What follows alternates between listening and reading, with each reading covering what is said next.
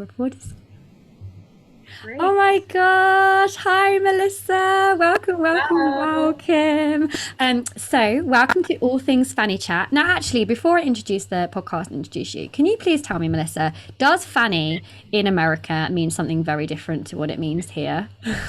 Well, typically we use fanny for a fanny pack that you wear around your waist, which I Okay. love a good fanny pack, but I love as a doula using the term floppy face, floppy fanny.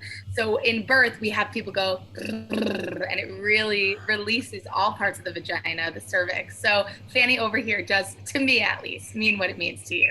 Oh my gosh, stop. I love that we've confirmed that because I said to my husband, I was like, he was like, I just think you might need to change the name of your podcast as you're like in America more now. And I was like, why? And he goes, because Fanny means bum, Naomi. I was like, does it? Not to me, honestly, not to me, but regionally it could. I'm with Okay. you. That's what a fanny should mean to me as well. So we're on the same page. Okay, this makes me feel so much better. So, welcome to Fanny Chat, the podcast where we just chat through our route with all things, whatever lands, right? There's no set questions. I always say this, and we're just going to flow with the conversation. And Melissa, I'm honestly so excited to have you on. I've been looking forward to this recording for so long. So, I first found Melissa because Melissa duetted with me on TikTok. And if you're not on TikTok, which there are many people that are not, it's where somebody would get your video, although Instagram have introduced this rollout. It's where they would get their video and they would like duet with you side by side and be like, look at this person like chatting about whatever it is. Sometimes, in fact, the reason why I found Melissa is because I get duetted with a lot on TikTok, but mainly because people take the piss. So when Melissa duetted with me and it was actually nice, I was like, stop, there's someone else. Do people really duet with you in mean ways? Oh my gosh, Melissa, you have no idea what I have been through on Oh TikTok. my gosh. I can't even imagine the bullying.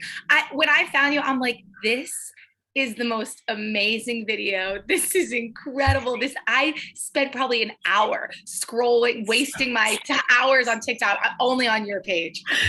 Stop. This like makes me so happy. No, no, no. I mean, if you ever go on like the mentions of me, so one of the videos that went viral that hit a million was me saying, literally saying like your vagina holds on to emotions and those emotions are held in the walls of the fascia, blah, blah.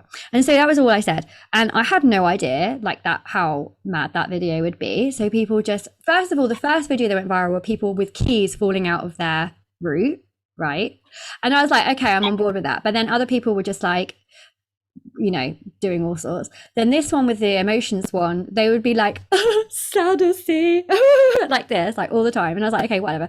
But then it got worse because then what happened was there's two reasons. One, it hit this like area of America that's like, I think you call them like the rednecks of America, right? Oh no. Oh no. And it was the emotions of like women and then like them licking them out. They were talking about that all the time. It was honestly awful, right? Yeah, she Oh, holds. Yeah, it's awful. And then, so there was that, and then there was a guy that was like has a huge fan base of mainly women, and he was so horrific about my video. He ripped me to shreds, and there was women going, "Yeah, you're so right," blah blah blah, and I was like, Wow." that is the worst part about this, redneck, so we speak. The thing that scares me the most about these people who are on the other side of talking about things like this is there's a lot of women, there's a lot of Mhm. female presenting uterus owners that I'm like, we need to heal there first. There's a Mhm. lot of internalized hate there first. That is so sad. Yeah, yeah, exactly, exactly. So that's why, Melissa, I came across you because there's loads of duets and I never watched them because I don't dare anymore. I'm like, I don't even know what they want to say about me. But when yours came up and you were so sweet, I was like, oh my gosh. And then ever since then, I've just been obsessed. I started following you on Instagram. I'm like loving like when you post photos. She's always so cool. Always. On Instagram, I'm like, oh, she's so cool. I need to ramp up the cool. I need to ramp it up. Gosh, you So are so cool. Oh my please, goodness, thank please, you. please, Melissa, introduce yourself to everybody so we all know who you are. My name is Melissa Rose Hirsch. I am so thrilled to be here. I am a singer and a writer and a birth doula and a vocal coach. And one of my main passions and goals and favorite things about my career is that I coach voice from the perspective of a birth doula. And so much of my practice focuses on taking the emotions from the pelvis and finding your authentic voice through your pelvis. So I like to say that I help you birth your voice. I love it so much. And there's an amazing pin video. So if you are on TikTok, there's an amazing pin video of one of your clients singing from her pelvis. She is unbelievable. And she's a dear friend of mine. And she has had a journey with being a singer and wanting to sing certain ways. Like we talk about our soprano, and it's that higher voice singing. And that day, her main goal was she really, really wanted to belt, which is like your low, chesty sound. And she's singing a song from Funny Girl, the musical, which was Barbra Streisand, made it very famous. And right now is starring Lea Michele on Broadway. And she came in and she said, I don't know, I really want to belt. And so we got her into that pelvis. And as you can see in the video, it just was so beautiful and amazing to get her to really sit into herself and soar. And I love listening to her sound. I'm so happy that so many people found that video moving and inspiring, because it was so inspiring in the room to witness as well. I loved it. I loved like seeing how she just really like, especially when you got her to seat against the wall and be in that seated position, and how it really like encouraged her to come from that pelvic area. Like it was just beautiful. And it's interesting too, like as a voice coach and as a singer myself, so many years of training, you think about music, and a lot of times you like think about your vocal cords right here in your neck, and you think in your head. And a lot of my singers get so stuck in their head. And so much of my work is getting you out of your head and getting you into your body. Because when you think about what it means to be a singer, like we did this hundreds and hundreds and thousands of years ago from joy, for prayer, for chanting. It was so guttural. It was so animalistic. And being performers, being people who audition and who have to get a job and have to sound a certain way to get on stage, right? Or whatever type of singer you are, you kind of lose this authenticity that is innately within us. So much of my studio is getting us back to the root and singing from that sacral energy. And when you click into that part of you, it's healing. It really is an act of healing to sing from your body and to sing from the parts of you that we have just silenced for so long. Yeah, exactly. And I think that's the whole point of awakening in general, this area, that people don't realize that link. Because I did hypnobirthing back when it was like, well, I mean, my son is now 6. And so when I was doing hypnobirthing, it really wasn't much of a thing. It was like, oh, I'd get comments like, oh yeah, you're doing hypnobirthing, like viral. And now hypnobirthing's like in the NHS with all midwives. Can I ask you about your birth? Did you enjoy your birth? Was it something that was traumatic, spiritual? Yeah, because I thanks for asking, Melissa. How long do we have? No, I went I had IUI with my first, so donor sperm, and they flagged that and they wouldn't let me go to a birthing center. So rather than the hospital, I wanted to go to the birthing center here, but they were like, oh, you had IUI, and I was like, literally well-timed sex. Like just the insertion that has nothing to do with my ability to birth. What are we talking about here? So I was like, so I had that argument, but then when in the birthing center you go to a certain point, so they argued the toss on the date. And I'm sure you have a point to say on this, but what annoys me is like, why do we have to like consider the date as such an exact date? And something that annoys me so much. I mean, we all have different lengths of cycles. We all have different gestational periods to birth. I don't understand why a due date is the date when the baby must come. It's so not. It's mad. And then what's mad to me is that I literally was like, I could tell you.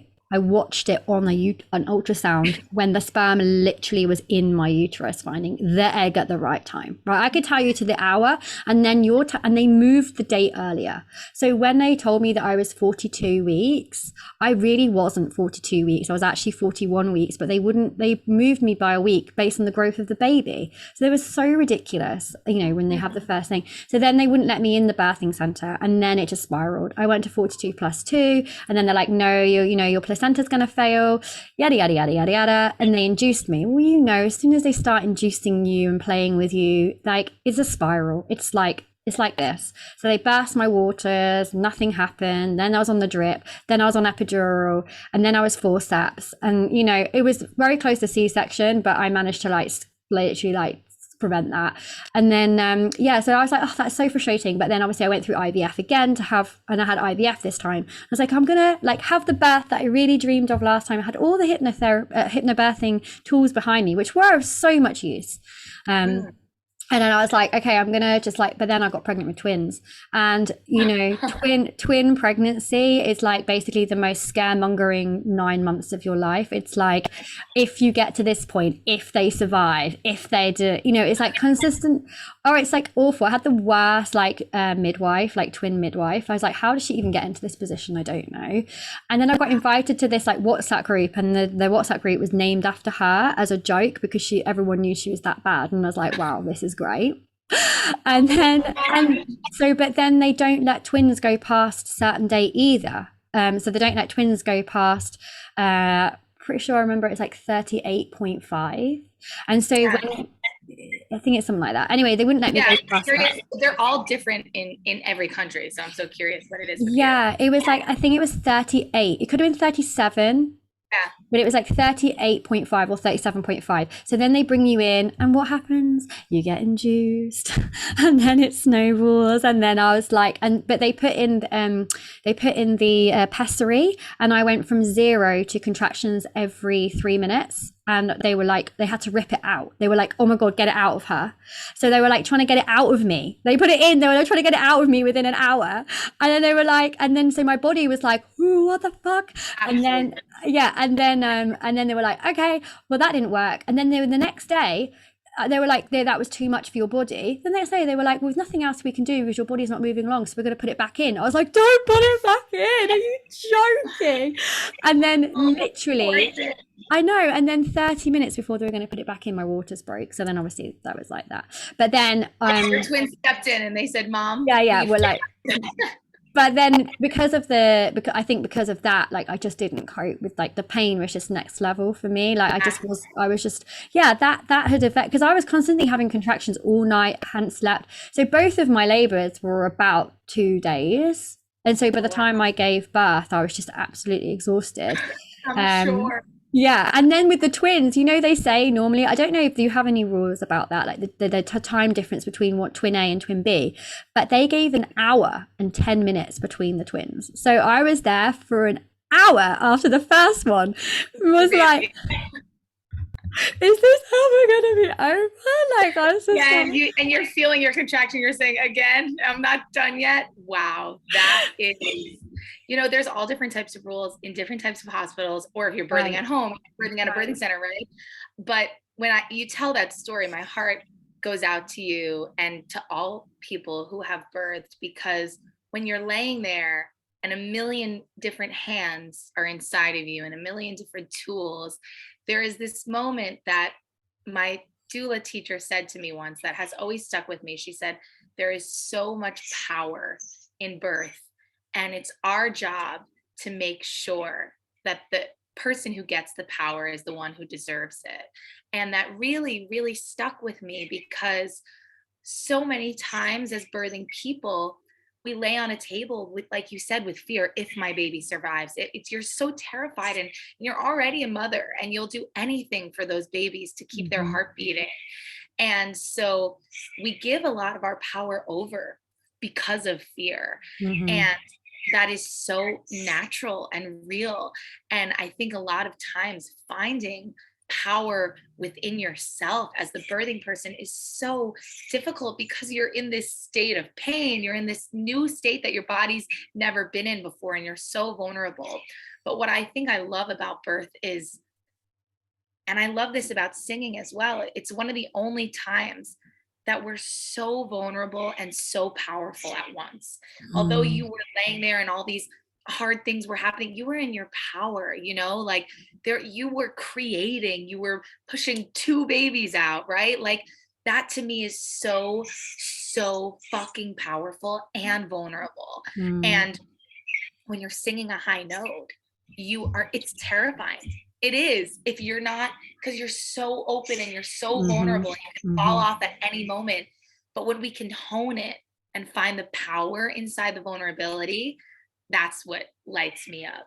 Mm-hmm, mm-hmm. I love this so much, because this is why I think doulas are like our angels right now. More and more people are having doulas, and I'm so happy about this.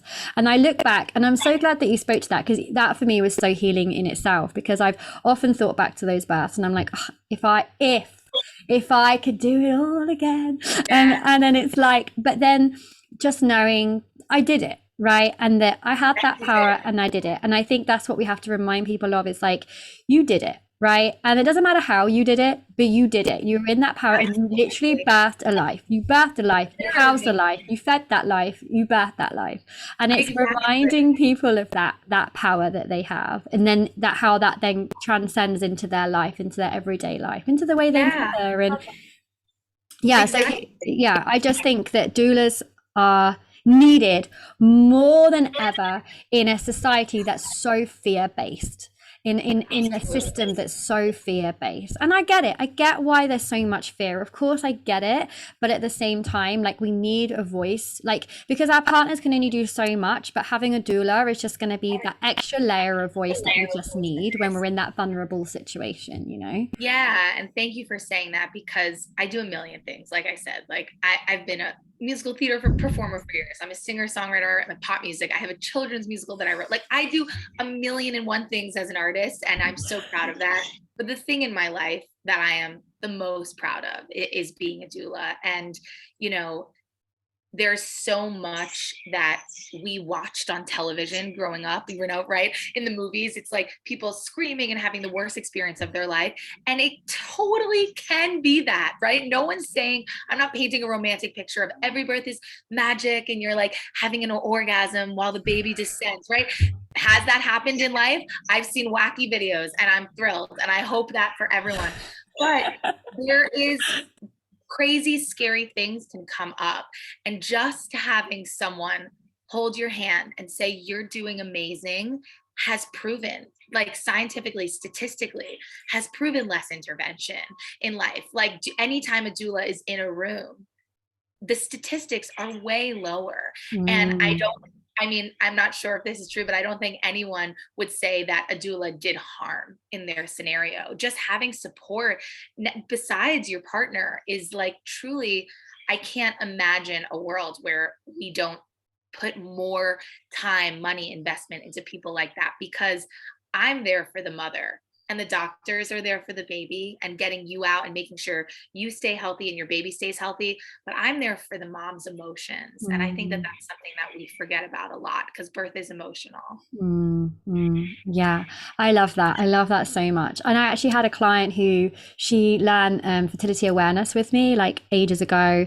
And then she came with me a womb massage, and she's pregnant. And I met up with her, like, and she was there with her bump, and I was so excited. And then we're having a conversation. And she said, yeah, I'm meeting with my doula next week. And I was like, oh my gosh, this makes me so happy that you've been on this empowerment journey, learning your fertility awareness, able to come into connection with your womb in this way, able to time your conception so beautifully. And in the end, this portal that you're about to enter, where you go into this motherhood, is going to be held through with a doula. Wow, what a story. Do you know what I mean? So beautiful. Yeah, absolutely. And I'm so happy that, you talked about fertility awareness, and I know we spoke earlier that you've been censored for talking about the pill.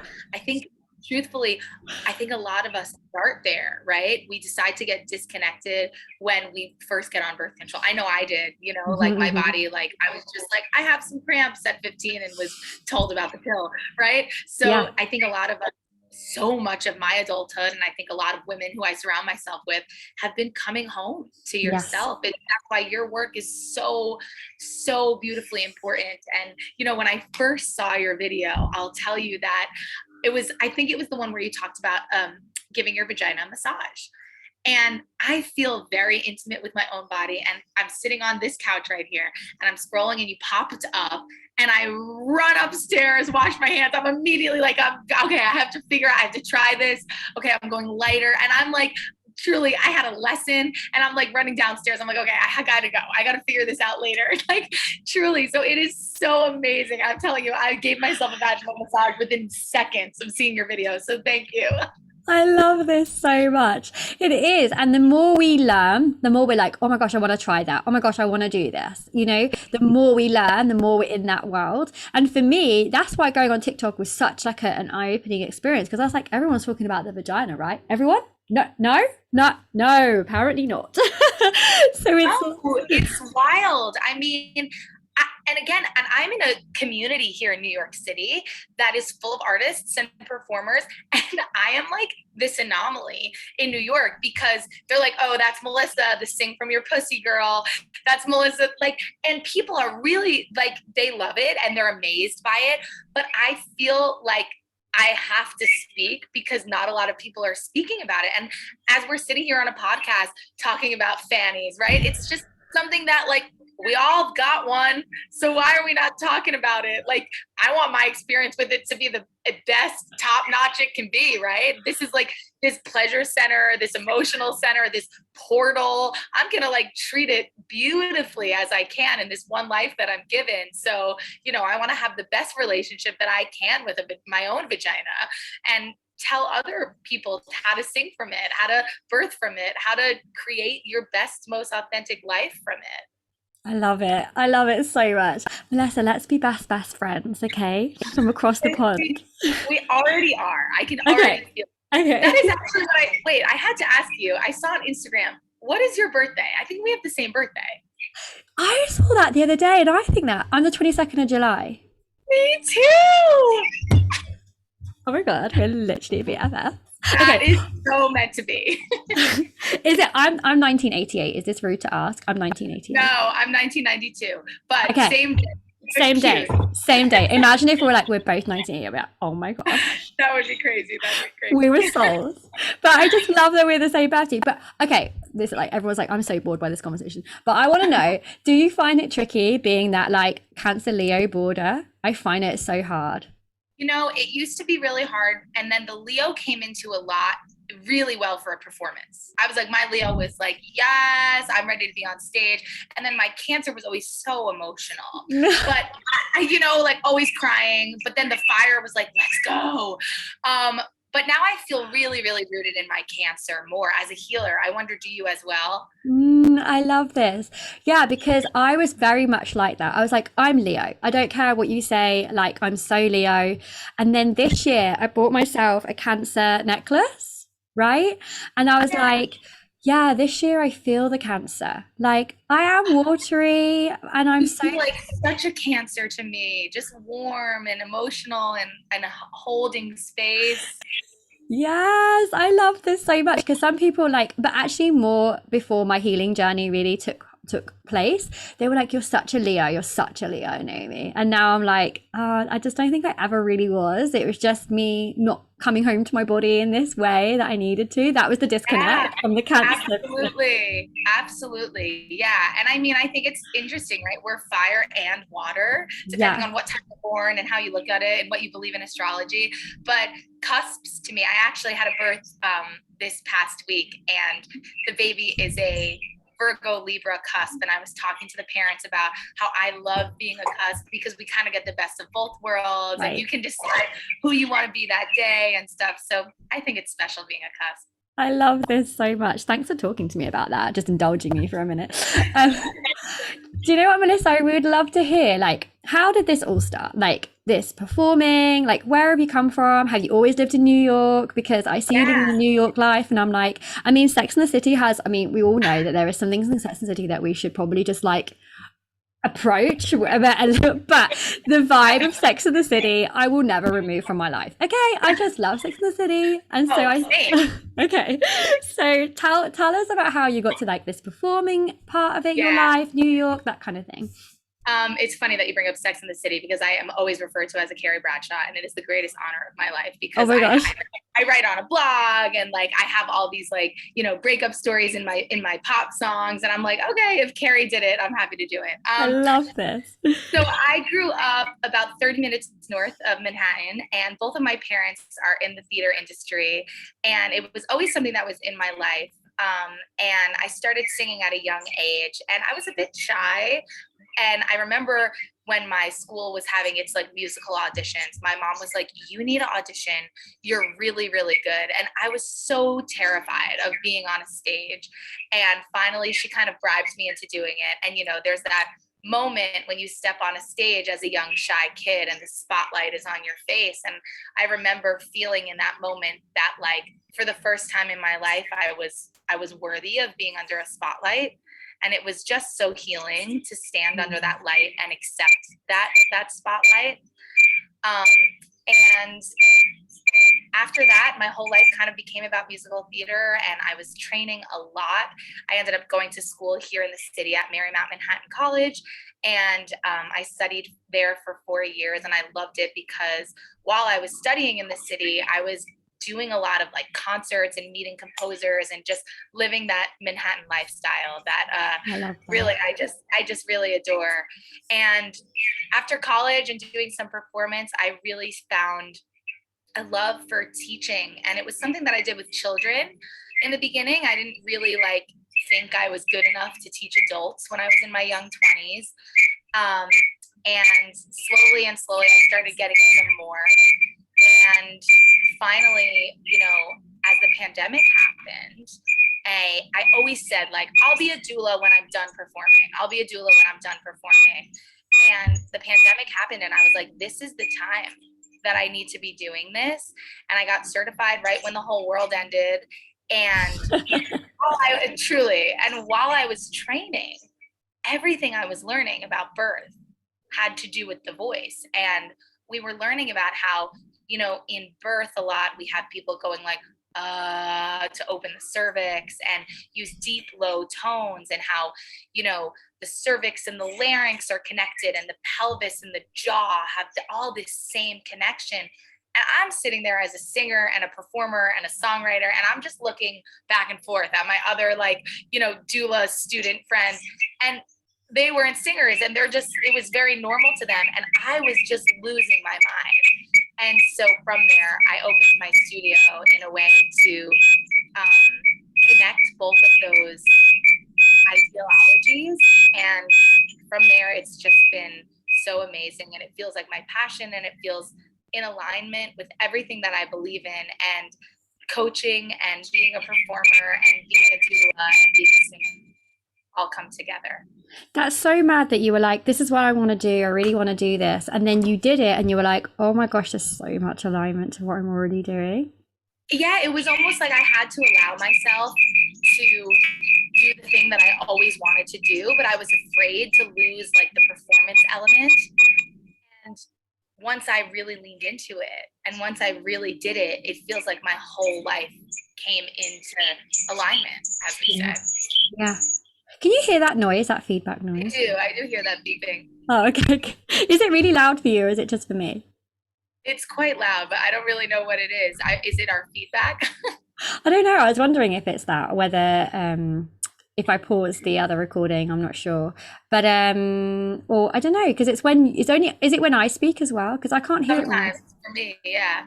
Oh, I'm wondering if it's the recording that we're doing here. If I pause it and just see. Yeah, you're talking about the like doo, doo, doo, that's high pitch thing. Yeah, the squeaking. Okay, we'll try it like that, and then okay, great. We can just use the Zoom recording if needs be. Mercury retrograde today with us.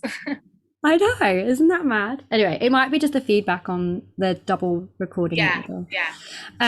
Okay, yeah, I just feel like it's so mad how our journeys meander like that, because sometimes I look back and like, how did I even get to this point? How did I get to the point where I'm talking about the vagina every day of my life? Yeah, how did you? I'm curious, how did that all unfold? Well, I think it is mainly from going through IVF and seeing, I mean, I feel like you'll resonate with this, but for me, it was like, Well, the issue was with my husband. So my husband has a zoospermia, so he doesn't have any sperm. And like when we started on this journey, I was like, okay, well, we're starting on this journey and we'll be able to resolve it. But then it wasn't, because they just turned it all back on me. It's like, your BMI is too low, which we all know is bullshit. That's a bullshit thing that insurance companies came up with. But now they use that as like the guide. And then they were like, you'll miscarry because your BMI is too low, like telling me that to my face, like consultants.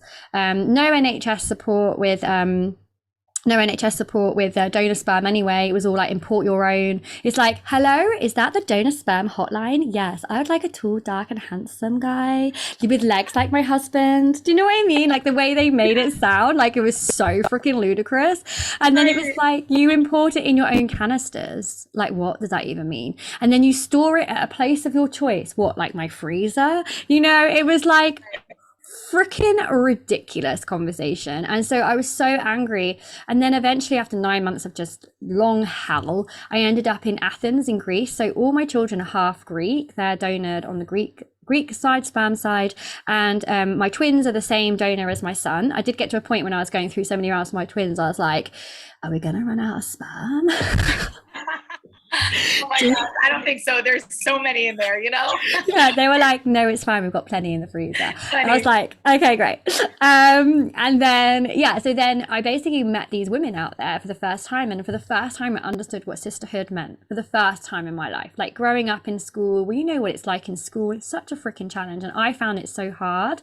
Being the watery Cancer that I am, I was like, I don't understand. Like my emotions are so strong. And I was like, no one understands me, you know? And like just not having like strong, and then ending up in like, you know, narcissistic relationships rather than loving ones. And then I was like, oh my gosh, this is sisterhood. And they like took me under their wing, because I went out by myself first of all, thinking it wouldn't work. And then I was just like, yeah, we'll just go out, it'll be fine. And they were like showing me the heights and sights of Athens and told me their stories. And Melissa, like their stories were just incredible. Like their stories of just so much adversity and challenge. And then I was like, oh my gosh, is this the IVF world? So not only are we like, this is where I got annoyed. I was like, hold on a minute. Not only are women and pelvic bowl owners stripped of their choices and their needs from a very young age, from like 14, 15, 12 with the pill, not understanding our bodies, given an always pad and gone like, get on with it, this is life. Right.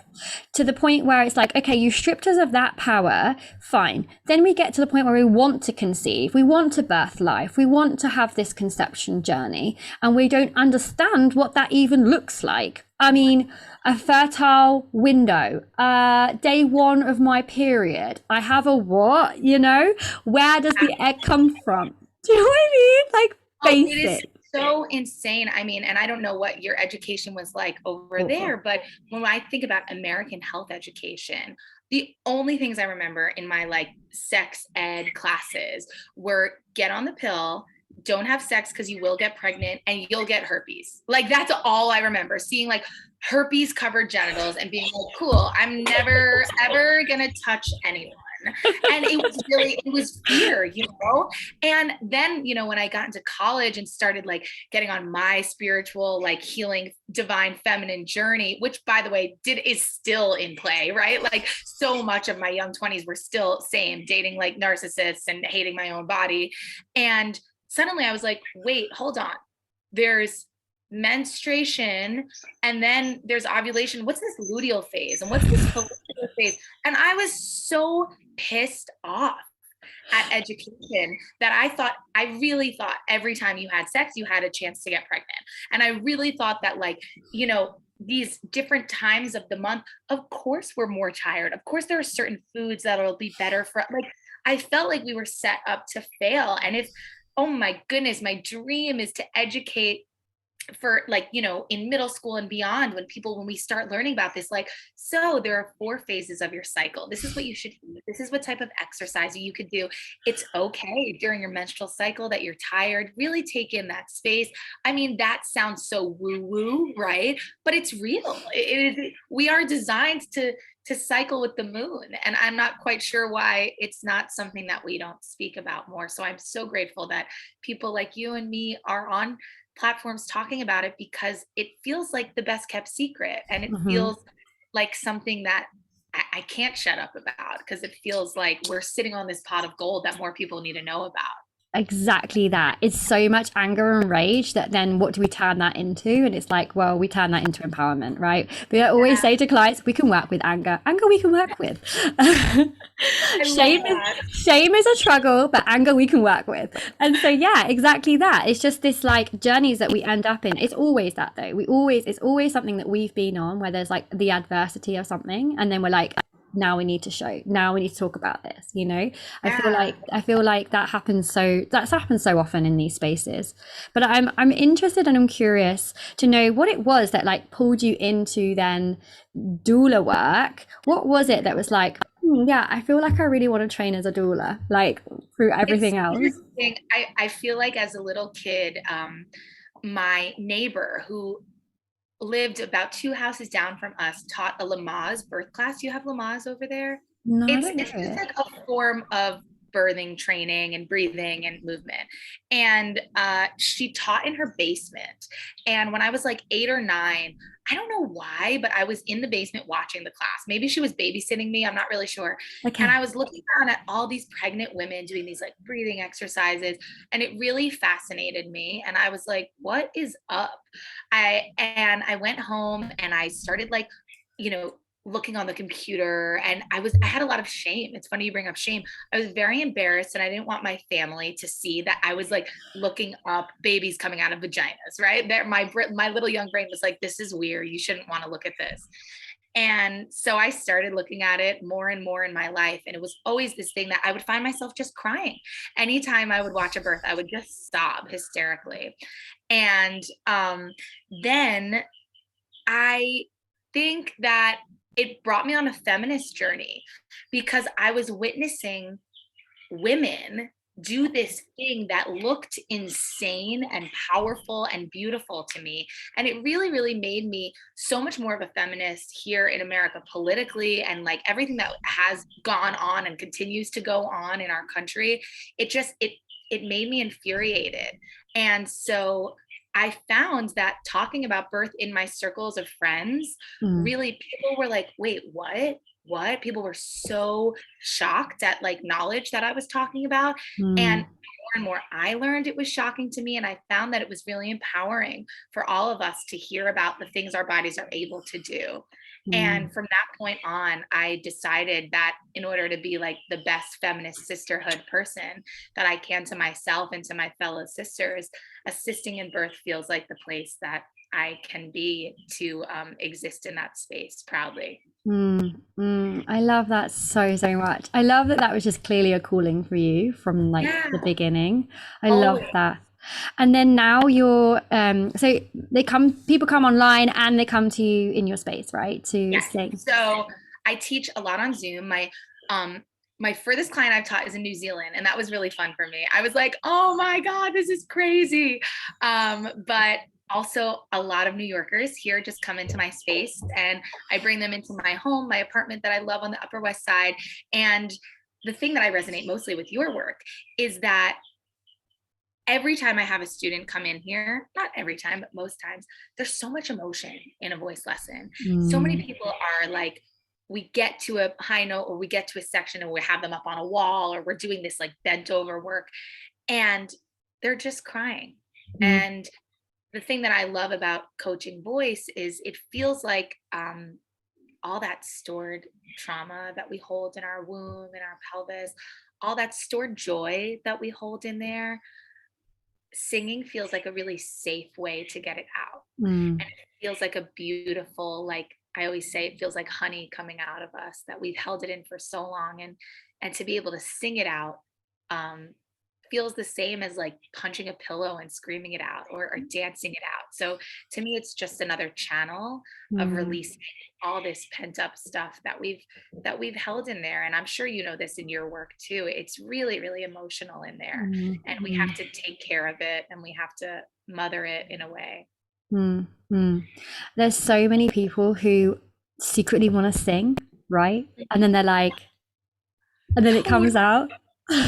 That's been the coolest thing about TikTok is, I mean, I coach like Broadway stars out here, but I also have met through TikTok people who are like, I used to sing in high school and I have the house to myself every day at, 12 p.m. and I feel like I should sing. And those are the most emotional ones, right? The Mhm. people who put down shame, like, I'm not really good. And there's all these people who have these incredible voices, and your voice is just a muscle. So you just have to go to the gym with it. You got to lift the weights, and anybody can sing. Oh, I love that so much. I was going to ask you, Melissa, top tips. Just like a couple of top tips for somebody who's like, okay, well, I'm hearing you, Melissa. I feel like I'm a secret singer. I sing in the shower, Yeah. maybe. Like, what could they do to help them to sing from the pelvis? Like some tips that you would give them. Great. Top tips. I love this. Top tips are number one, to keep singing. And it's funny Ah, that you mentioned the shower, because the shower is a beautiful place to explore your voice because we're feeling very relaxed. mhm, And, we always talk about in birth, right? The environment that we create in birth is really important. So the environment that you create in order to sing is very important. So a shower is a space that feels really relaxed. If you're not in the shower, like putting on a beautiful candle and having a space that you feel really safe to open up in is my number one tip, your mhm, environment. mhm, Um, my second tip is always movement through singing. I never ever want to see my clients have like cement legs, right? A lot of like sensual swaying and eyes closed is very, very, very beautiful and helpful in singing. And it almost feels like we're being rocked, right? Like a baby being rocked while we're singing. It feels really nice to have that like figure eight sway, and eyes mhm, closed kind of brings us into ourselves. So I always am having my clients sway their hips and close their eyes. And lastly, I would just say the trust work, which is maybe something that they can come to you, and the shame work, right? So when we're singing from that space and really asking our energy to go deep down into this sacral space, a lot of doubt and fear comes up. And mhm, it's like, no, I'm not going to hit that note. No, thank you. So I'm just going to walk away. mhm, And anytime you hear that voice, that's because you're like, shame, something down there is being activated. mhm, So it's the trust work to just go for it and try, and know that if you fail, it's not ugly. Know that there really is no fail. It's just, mhm, perhaps you crack. Cool. I'm a professional singer and I crack all the time. It's like every day is a different day. And also, especially people who have you know, who are vagina owners, your cycle really affects your voice. When you mhm. have your period versus when you don't, your voice is going to always sound different because your hormones are doing their thing. And sometimes I think a lot of people try to sing one day and their voice isn't there that day and they give up forever. So always come back and try again. These were amazing tips, Melissa. I love this so, so much. I love the try again and come back because like when you like sing and then you're like, well, that was a bit shit. Yeah, right. Exactly. Exactly. It's so true. So, and I still do it. I'm not immune to it. One day I'll wake up and I have a big thing to sing and I'm like, oh shit, yesterday was so much better. And you hear immediately the bully in your head is so loud with singing. So we always just, I kind of do this with my hand. I take the thought out and I just put it on the side and say, thank you. We'll come Mm. back later. I love that tip. That's such a good tip. It's so wild because the weekend that you duetted with me, I had a client come for like a retreat day with me. And she hadn't mentioned it at all. We'd had a call before, but she hadn't mentioned it at all until she came in person. And she said, I love singing and I actually have a singing coach. And I was like, oh, I had no idea. And then she said, yeah. And she said to me, I need to do some work with my vagina. I need to do some work with my vagina. And Mhm. then I was like, oh my gosh, this is so interesting because there was this lady. Here comes the pussy. Exactly. The kitty is here. She hears it. The pussy's like, absolutely. And so then I said, oh, you should look her up. Like she talks like about it so beautifully. So I shared your account with her. And then on the Monday after she came to me, she went to a yoga class for the first time in like months and months and months. She was like, I just really felt like I wanted to move. It was so good. Felt so much release. Like she was moving in a yoga class. And then the woman like cracked out the ukulele at the end and had this beautiful voice. And she said, I plucked up the courage to go to her and say, hey, like, do you do singing coaching? Because the one she was using was in Italy and she wanted somebody in person. Yeah, And the woman was like, yeah, absolutely. And so she gained her new singing coach, literally within the weekend of like opening up her connection. yeah. Fascinating. But Fascinating. of course, right? Like I'm Of sitting here with course. my jaw open, but of course, that story is amazing. And it's so, if you, it's just true. If you start in one place, everything you want is going to Yes. open. Yes, yeah, 100%. You just have to start. So your tips will start somebody off on their journey, and like somebody will be listening to this and somebody will go off and have a sing. And I'm celebrating Oh, that. I I'm can't wait. celebrating everyone that does that. I love it And so much. it's so true, right? Like our voice is in birth, our voice is in sex, right? Like so Right. many times, I think as women, we understand like how to perform sexually and how to make this sound with our voice. And a lot of times I'm talking with clients, I'm like, next time you're getting intimate with your partner, really try to notice afterwards, have in the moment, have fun in the moment, but really notice like, am I putting on a high pitched thing? Because like your most natural tone is when you're in your pleasure, is when you're in your power, right? So whatever like sound comes out of you when you're making love, when you're giving birth, that is like your optimal, real, authentic sound. And both of those times, it's activation through your Mm-hmm. vagina, it's Mm-hmm. activation through your womb, because that's who we really are is in there. And Mm-hmm. so much of birth, we include sensuality. And so many times here in my studio, I'm really encouraging people to like, that's why I say put on the candle and like get the oils, right? Like sensuality is a huge part of vocalization. Mm-hmm, mm-hmm. Which completely gets shut down. And then our voices get shut down all the time. Our voices are shut down all the time. And when I say that, like when I've said that on TikTok before, I'm like, my voice is being shut down. I've had someone say, like, you need to calm down and stop overreacting. And I was like, wait a minute. And Right. I'm just like, let me, because like the list of the amount of times that we are shut down is Right. unreal. It's unreal. And so like when we open up that, it opens up into everything. It will have a ripple effect in our personal life, in our boundaries with our relationships. It'll have a ripple effect into the workplace. It's like it's next It's level. so true. It's a full ripple effect. And like, clearing, I feel like a story I tell a lot is I was in a relationship that was not good for me in my mid 20s, and I thought it was good for me. Obviously, I wanted to like muscle through it and I really wanted to make it work, but it was really bad for my mental health and my emotional health. And looking back now, one of the main things that happened as a singer, this is terrifying, is my voice for weeks on end was really hoarse. I couldn't phonate the way that I know how to sing. I was like canceling auditions. I couldn't do anything. And the moment that we ended was like day one of healing my voice Wow. and learning that that connection to self being like in something that was wrong can affect every part of your life. And it was affecting the biggest thing I love, which is vocalizing and singing. Mm. And that was just a huge lesson to me that, if my voice isn't working, or if the thing that I'm really good at and the thing I've known my whole life isn't working like it should, I should look at some other things in my life that are Mm. that are really not aligning as they should.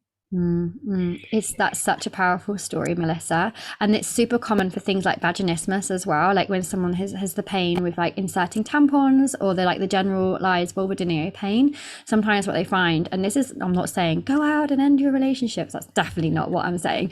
But sometimes, like when a relationship ends that wasn't good for them, the vulvodynia completely disappears Wow. out, or the vaginismus completely disappears, and it's like, I don't know. It's just a link. It's just there's a heavy link. She's smart. She's smart down there. She's like, nope. No, thank you. We don't need this right now. 110%. I've seen it so many times. I'm like, yeah, Wow, that's you know, fascinating. yeah. Wow. And I just think this shutdown, we know the link. We've talked about the link. The shutdown makes so much sense, right? And so when we open that back up and go, what are our needs? Truly, deeply, what are our needs? That's when things slot into place, and that's when the life can change. Like when people come to me like, oh my gosh, I can't believe like all these synchronicities. I'm like, it's just because you've opened yourself up and you've allowed yourself to feel for the first time in years. Yeah. And And it makes me emotional. It makes me giddy just hearing you say that, because it's so true. And a lot of my clients say that too. They're like, I didn't know my life was gonna like switch around. And it's a reminder too, because I'm not perfect and you're not perfect either, right? And it's a reminder to all of us that like, even just talking to you and looking at your videos and talking to you today, like it's a reminder to myself that I can always do more work with being friends with my vagina and getting to know her better. And like, you know, she is so much smarter than me, and I just need to listen to her and just, you know, bathe in her wisdom. And I'm always inspired even more so to continue doing this work and to continue talking about it, because I do think it's like world peace down there. You know, we can figure out how to be so kind to ourselves. Oh my gosh, yes. World peace down there. That is like the best thing ever. I love it so much. Tagline, world peace down there. I love it. I love it so, so much. Please place that in your bio. Melissa, where can everybody find you? Because I feel like there'll be someone listening and be like, oh my gosh, I need a singing lesson with Melissa. Stat. Amazing. You can find me on all social media platforms, and my handle, it's at Melissa Rose Hirsch. And I'd love to connect through social media and just meet new friends and powerful sisterhood. I love it so much. I can't wait to share this episode. Thank you so much for being here, Melissa. I'm so grateful for you for being a voice in this world. I'm so, so grateful. Oh, likewise, my 722 sister. I love it. Love you.